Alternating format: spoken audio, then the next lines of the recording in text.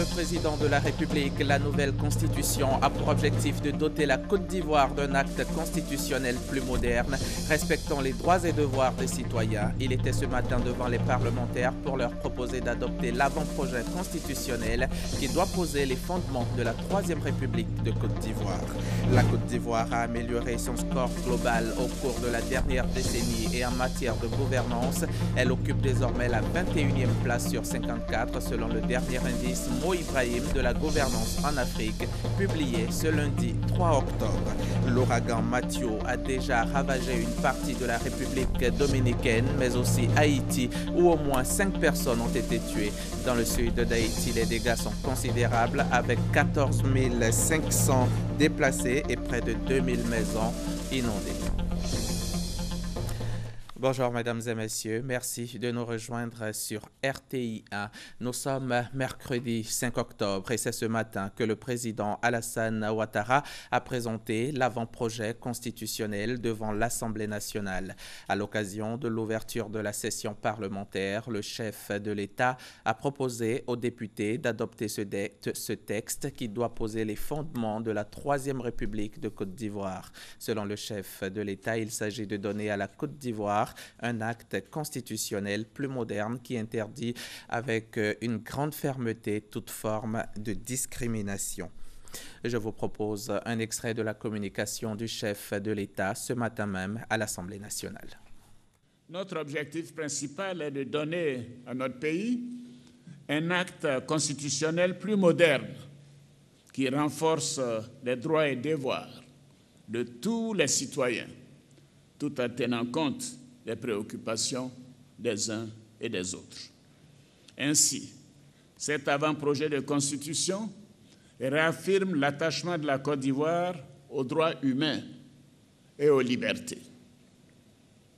Oui, il interdit avec une plus grande fermeté toute forme de discrimination fondée sur la race, le sexe, la religion ou l'ethnie. Il garantit le droit de chaque Ivoirien à un libre accès à la justice, à l'information et aux documents publics. Il constitutionnalise l'école obligatoire, l'interdiction du travail des enfants, la liberté de création artistique et littéraire et criminalise le déversement des déchets toxiques. Dans cet avant-projet de constitution, il est clairement établi que seul l'État, les collectivités publiques et les personnes physiques de nationalité ivoirienne peuvent accéder à la propriété foncière rurale et que les droits acquis sont garantis. Je répète, à la propriété foncière rurale. Quant à la société civile et aux associations de défense des droits de l'homme, légalement constituées, elles sont reconnues comme une composante importante de la République, comme il se doit, et comme elles agissent. En ce qui concerne les devoirs, l'avant-projet garantit la protection des personnes en situation de handicap. Il prévoit la promotion, le développement et la protection de la femme. La protection des droits politiques de la femme et la parité entre les hommes et les femmes. Oui, je répète qu'il prévoit la promotion, le développement et la protection de la femme, la promotion des droits politiques de la femme et la parité entre les hommes et les femmes. Il soumet l'État et les collectivités à l'obligation de créer les conditions favorables à l'éducation civique et morale de la jeunesse et à sa participation au développement de notre pays. Ce nouveau contrat social constitutionnalise la promotion et le respect de la bonne gouvernance dans la gestion des affaires publiques. Honorables députés, mes chers compatriotes, au niveau institutionnel, Cet avant-projet de constitution reprend intégralement les conditions d'éligibilité à la présidence de la République telles que convenues en 2003 par l'ensemble des acteurs politiques lors de la table ronde de l'INAS Marcoussis. Cet accord, qui a été difficile à négocier, a fait l'objet de la résolution 1464 du 4 février 2003 du Conseil de sécurité de l'Organisation des Nations Unies. Les propositions issues de cet accord avaient d'ailleurs été adoptées par l'Assemblée nationale précédente et un référendum aurait dû être organisé en 2004. Ainsi, en vous proposant cet avant-projet de constitution, nous sommes conformes à nos engagements internationaux et de manière fidèle. L'avant-projet prévoit aussi la création d'un poste de vice-président élu au suffrage universel direct, en même temps que le président de la République, et soumis aux mêmes conditions d'éligibilité. Le vice-président supplée le président de la République lorsqu'il est hors du territoire. Ses attributions lui sont dévolues par le chef de l'État, principalement dans les domaines relatifs à la souveraineté. En cas de vacance de la présidence de la République, le vice-président garantit la stabilité et la continuité du fonctionnement de l'exécutif d'une part et le respect du calendrier électoral d'autre part. Il s'agit de mettre notre pays à l'abri d'incertitudes pouvant déboucher sur une crise ou un ralentissement économique lié à l'organisation d'élections anticipées. L'objectif de cette réforme est qu'en cas de vacance du pouvoir, la succession se fasse dans la paix, car tout comme le président de la République, le vice-président sera élu directement par le peuple souverain. C'était donc le chef de l'État, le président Alassane Ouattara, à l'occasion de l'ouverture de la deuxième session parlementaire. Une session parlementaire qui a été ouverte solennellement ce mercredi par Guillaume Kebafori-Soro, président de l'Assemblée nationale. Il affirme le soutien du Parlement ivoirien au président Alassane Ouattara dans la conduite des réformes. Je vous propose de l'écouter. Il y a des hommes qui sont portés par l'histoire. Mais il y a aussi, et c'est bien plus rare, de grands hommes qui font l'histoire. Indéniablement, vous faites partie. C'est pourquoi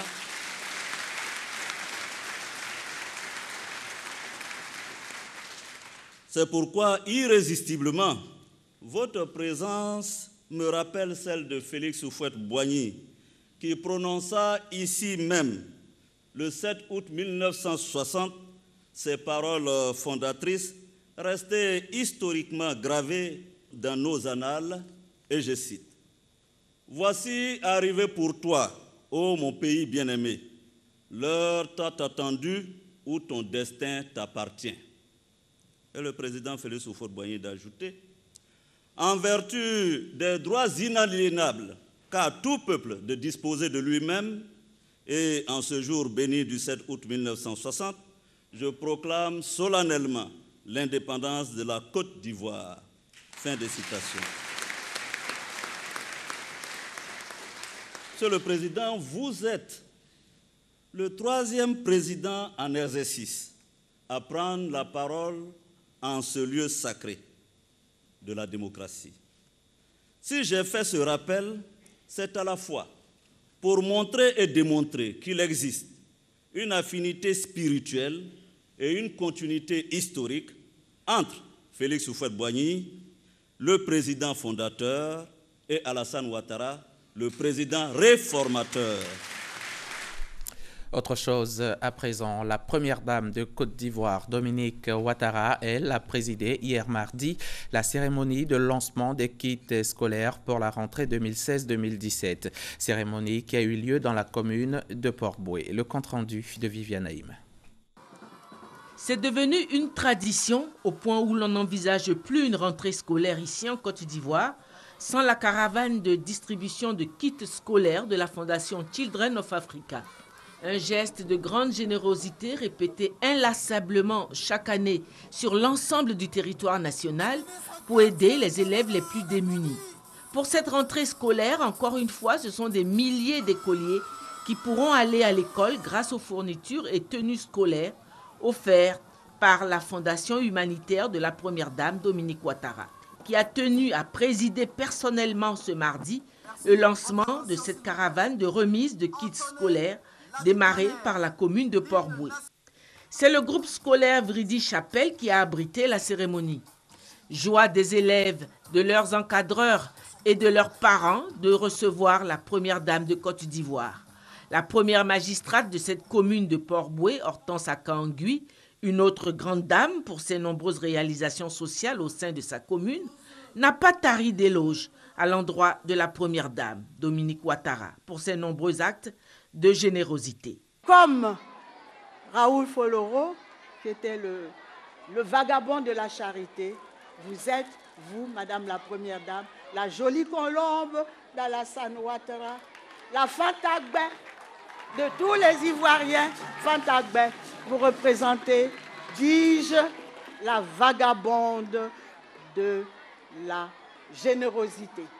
Les élèves heureux bénéficiaires ont eux aussi traduit leur reconnaissance à leur bienfaitrice. Ce matin, nous sommes heureux tout simplement parce que maman, vous êtes venue les bras chargés de nombreux cadeaux pour nous. Le moment a été choisi par les parents d'élèves du groupe scolaire pour exprimer leur soutien à la nouvelle réforme décidée par le gouvernement de l'école dans la demi-journée du mercredi. La réorganisation de la semaine de travail avec la prise en compte de la demi-journée du mercredi est un acte hautement salutaire pour nos enfants que nous, parents d'élèves, apprécions à sa juste valeur.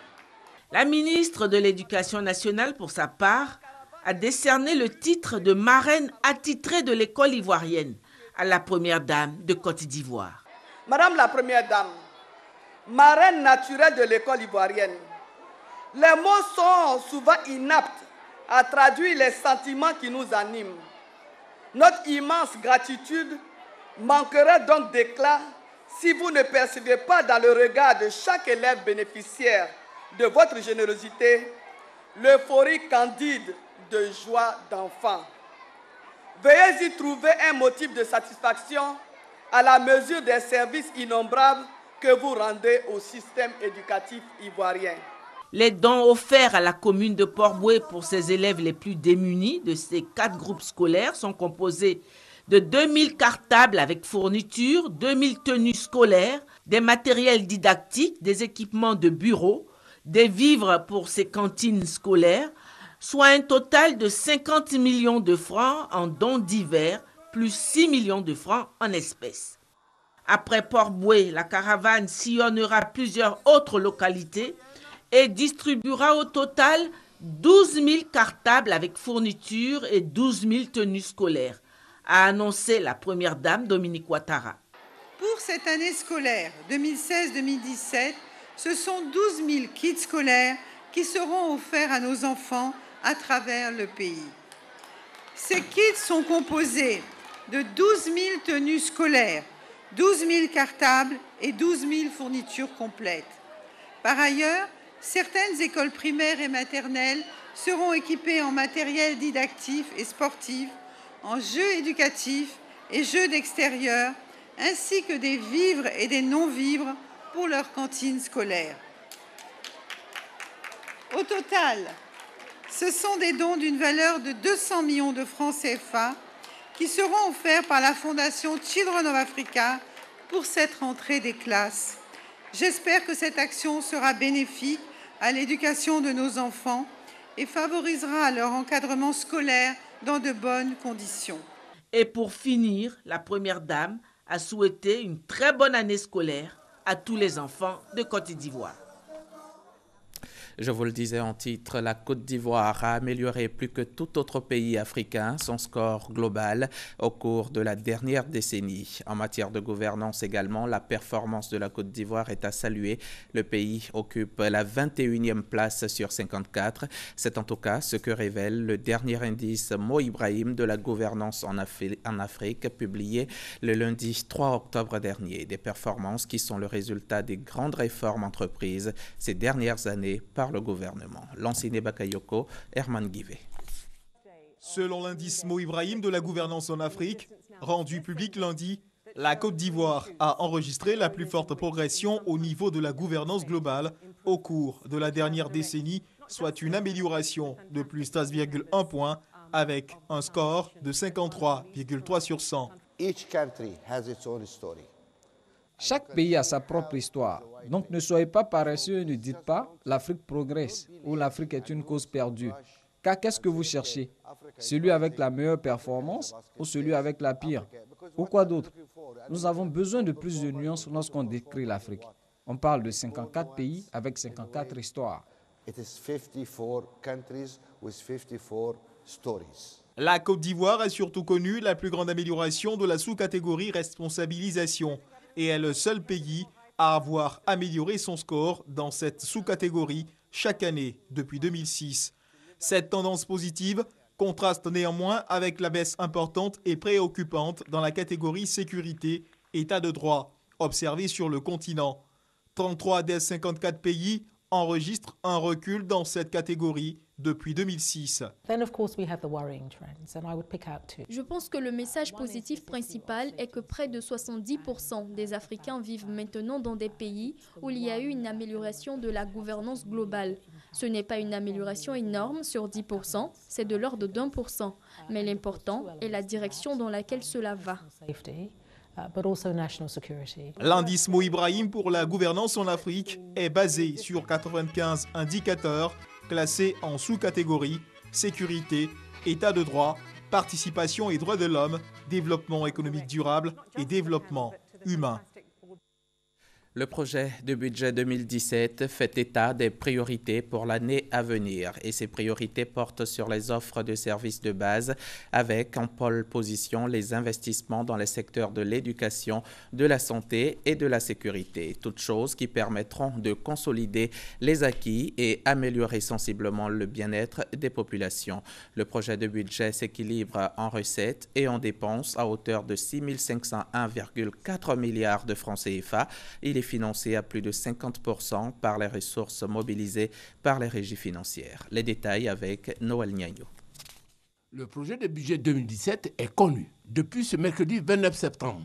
Il s'équilibre en recettes et en dépenses à 6 501,4 milliards de francs CFA.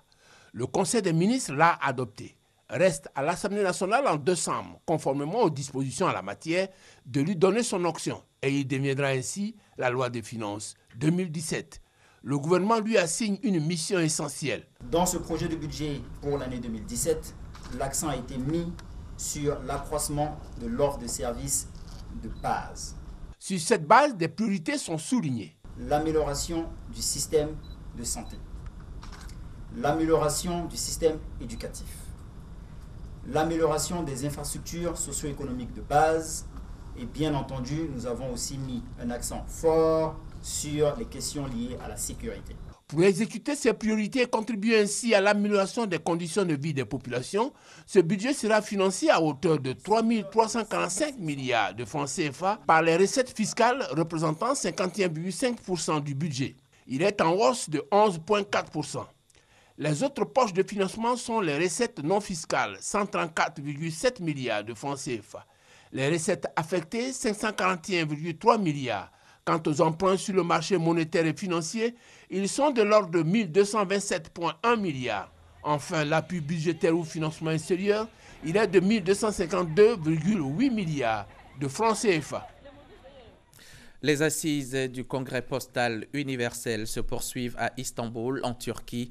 Hier, mardi, s'est tenue une rencontre de haut niveau au cours de laquelle la conférence ministérielle de l'Union postale universelle a planché sur les mécanismes qui devraient permettre aux postes de leur pays et les populations et la Côte d'Ivoire était encore à l'honneur lors des travaux. Michel Digré est notre envoyé spécial à Istanbul. Quel rôle la Poste pourrait jouer dans un monde en pleine mutation? C'est autour de cette problématique que les représentants gouvernementaux et dirigeants postaux des 192 pays membres de l'Union postale universelle ont focalisé leurs réflexions. À la tribune de cette conférence ministérielle, le chef de la délégation ivoirienne Bruno Koné ébauche quelques pistes de solutions.